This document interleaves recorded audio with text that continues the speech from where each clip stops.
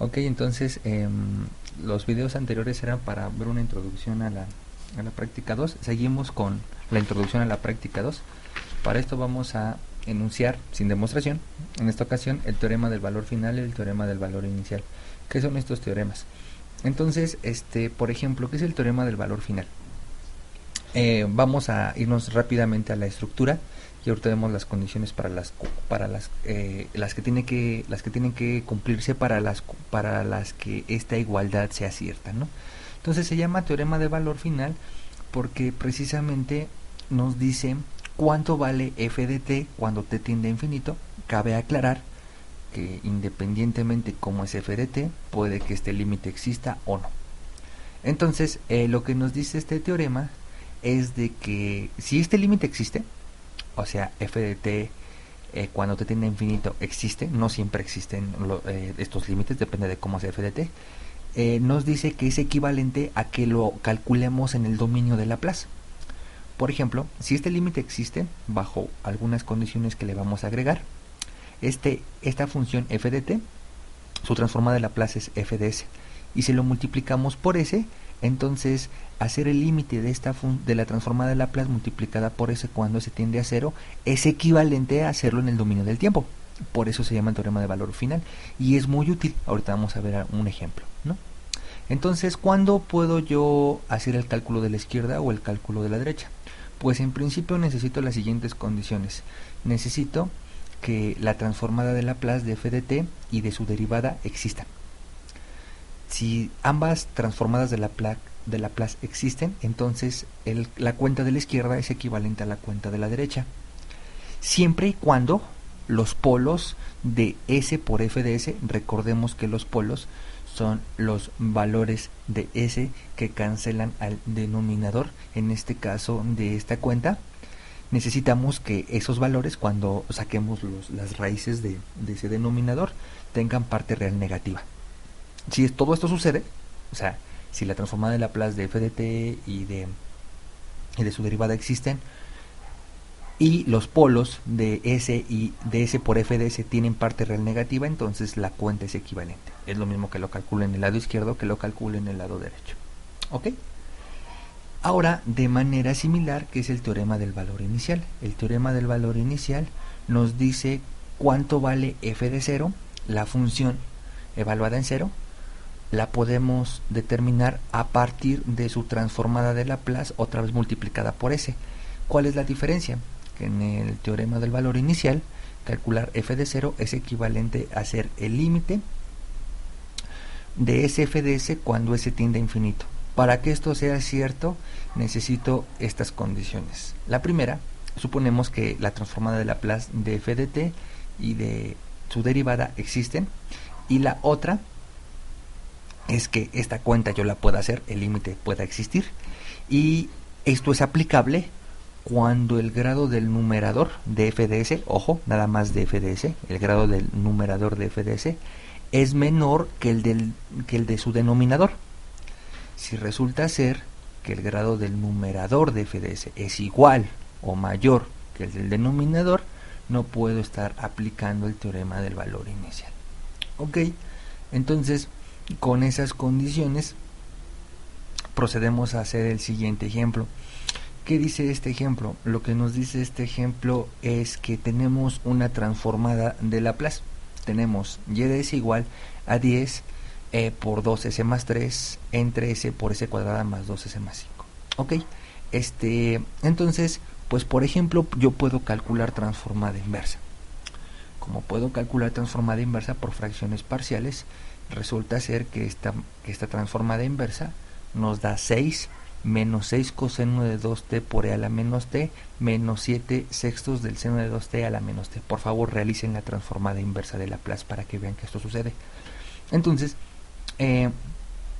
con este procedimiento, yo encontré quién es y de t. Y aquí cabe hacer una observación.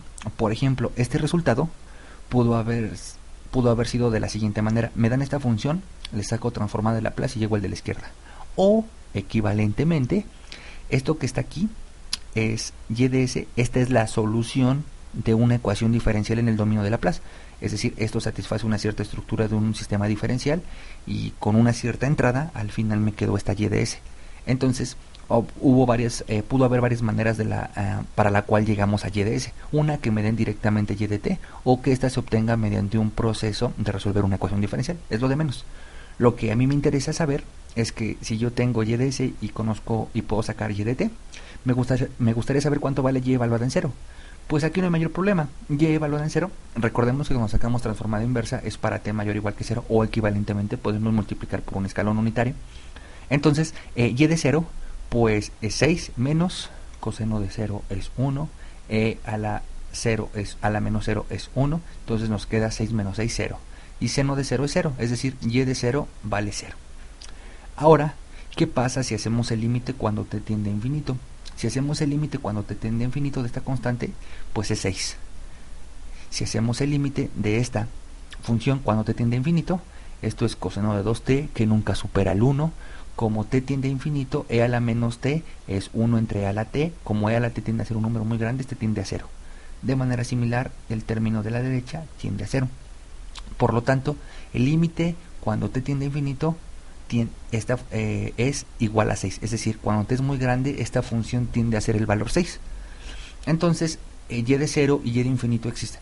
Entonces, como estamos suponiendo que esta es la transformada de Laplace de y de t, entonces vamos a tratar de aplicar el teorema del valor final y el teorema del valor inicial. Para eso tenemos que darnos cuenta que las hipótesis que necesitamos se satisfacen. Por ejemplo, ¿qué tenemos aquí? Yo quiero conocer y evaluada en 0, que ya sabemos que y evaluada en 0 da 0. Si lo sustituimos en la fórmula directa, vamos a ver cómo conocer el mismo resultado a partir de conocer la transformada de Laplace. Entonces, la transformada de Laplace de y de s es 10 por 2s más 3 entre s por s cuadrada más 2s más 5. Cuando multiplicamos por s, por la estructura del teorema, pues esta s se cancela con esta s y nos queda simplemente este término. Cuando hacemos el límite, cuando s tiende a infinito, dividimos entre la potencia más grande de s. Eso ocasiona que aquí nos quede 2 entre s, aquí 3 entre s cuadrada. Aquí nos queda 1 más 2 entre s más 5 entre s cuadrada. Cuando s tiende a infinito, estos términos tienden a 0, abajo tiende a 1 y arriba tiende a 0, ambos términos. Entonces 0 entre 1, 0, que coincide con el resultado como si hubiéramos evaluado y de 0, si hubiéramos conocido su expresión en tiempo. Entonces, de esa manera, ahora, por ejemplo, calculamos cuánto vale y de t cuando y tiende a infinito. Entonces, ¿qué tenemos aquí? El límite de y de t cuando tiende a infinito lo vamos a denotar como y evaluada en infinito, un uso de notación. Este símbolo quiere decir lo de la izquierda. Entonces, según el teorema del valor final, esto debe de ser s y de s cuando s tiende a 0. Pero ¿quién es y de s? Y de s no es otra cosa más que este término que tenemos aquí. Cuando multiplicamos por s, otra vez se vuelve a cancelar el mismo término. Es decir, la expresión en teorema del valor final y teorema del valor inicial es la misma. Lo que pasa es que se evalúa para diferentes valores de s. En el inicial s va a infinito, en el final s va a 0. Cuando sustituimos s igual a 0, aquí este se cancela, abajo se cancelan estos dos términos y nos queda 5 y nos queda 10 por 3, 30 entre 5 a 6, que era lo mismo que nos daba la función cuando lleva a infinito.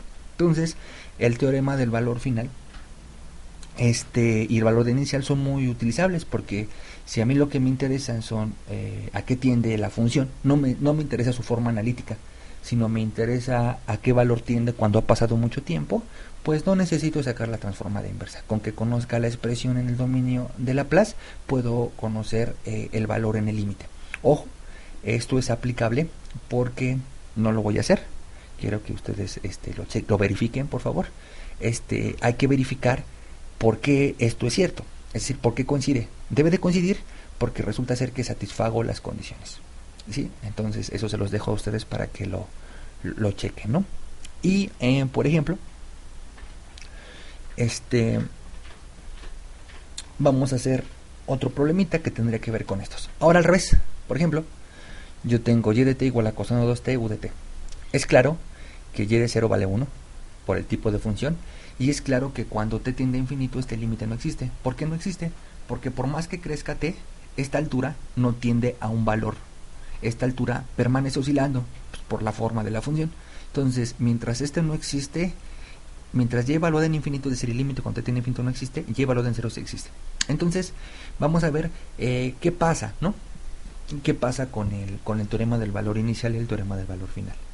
Yo tengo, en particular, que y de s, por ser un coseno, es s entre s cuadrada más 4. Y si multiplicamos por s, nos queda s cuadrada entre s cuadrada más 4. El teorema del valor inicial nos dice que hay que evaluar s y de s cuando s tiende a infinito. Aquí tenemos s y de s, que es s cuadrada entre s cuadrada más 4. Si dividimos todo entre s cuadrada, arriba nos queda 1, abajo nos queda 1 más 4 entre s, y cuando hacemos el límite, cuando se tiende a infinito, 4 entre s se va a 0 y 1 entre 1 es 1, el cual pues coincide con la evaluación de la función en 0. El teorema es totalmente aplicable. Ok, aquí sí les voy a decir por qué es aplicable. Ustedes tienen que ver que en el ejemplo anterior también es aplicable. Dice por ahí que cuando estamos hablando del teorema del valor inicial, es aplicable siempre y cuando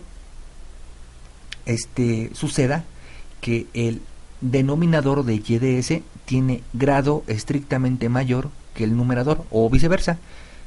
S tiene grado, o de manera equivalente, s tiene grado menor, es decir, el numerador tiene grado menor que el denominador, lo cual sucede, por eso es aplicable el teorema.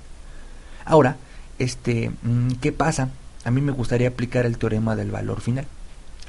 Si aplico el teorema del valor final, es decir, a cuánto tiende la función cuando el tiempo tiende a infinito, es equivalente a que yo agarre s por y de s y haga la evaluación cuando s tiende a 0. Si hacemos eso, s y de s nos daba s cuadrada entre s cuadrada más 4. Cuando s tiende a 0, resulta ser que se cancela arriba y se cancela abajo. Ok, aquí cometí un error. S arriba, S abajo, 0 arriba, 0 abajo, esto sería 0 entre 4, aquí es 0, por favor corríjanlo, 0. Entonces, ¿dónde está el error? Pues bueno, el error es que aquí es 0, ¿no? Pero no me refiero a ese error, me refiero prácticamente a este error. Aquí por favor corrijan el 0, si son tan amables. Entonces, resulta ser que si yo hago el teorema del valor final, aquí nos queda 0. Pero si revisamos la función, pues ese no existía. Entonces la pregunta es, pues, ¿a cuál haré caso? ¿A este que no existe o a este que da 0? Pues resulta ser que yo estoy cometiendo un error al querer aplicar el teorema del valor final. ¿Por qué es mi error al querer aplicar el teorema del valor final? Porque me regresa a 0, pero yo sé que la función original no existe límite. Mi error está en que si yo reviso los polos de s y de s, si yo reviso sus polos, pues resulta ser que los polos son los valores que cancelan al denominador. En este caso el denominador es s cuadrada más 4. Por lo tanto, los valores que cancelan a el denominador son números imaginarios. Es la raíz cuadrada de 4, que eso es más menos 2i o más menos 2j. Entonces, si nos damos cuenta de las raíces, esas raíces no tienen parte real negativa, lo cual aquí nos dice eso. Estas raíces, los polos, deben tener parte real negativa para que esto yo lo pueda aplicar. Entonces, por tal motivo, como estas raíces no tienen parte real negativa, yo no puedo decir que la cuenta de la izquierda es igual a la cuenta de la derecha. Es decir, que el límite de y de t cuando tiende a infinito es igual al límite de s y de s cuando se tiende a 0. Aquí me equivoqué, repito, aquí da 0. Por un lado el de la derecha me da 0 y por un lado el de la izquierda no existe. Entonces es por eso que no es aplicable. Por eso hay que tener mucho cuidado cuando utilicemos el teorema del valor final y el teorema del valor inicial. Eso es importante porque si no nos puede dar resultados incorrectos. Bueno, eso sería la introducción a la práctica 2. En la siguiente sesión de video vamos a empezar a ver cómo vamos a utilizar software para resolver este tipo de problemas y a plantear la práctica 2.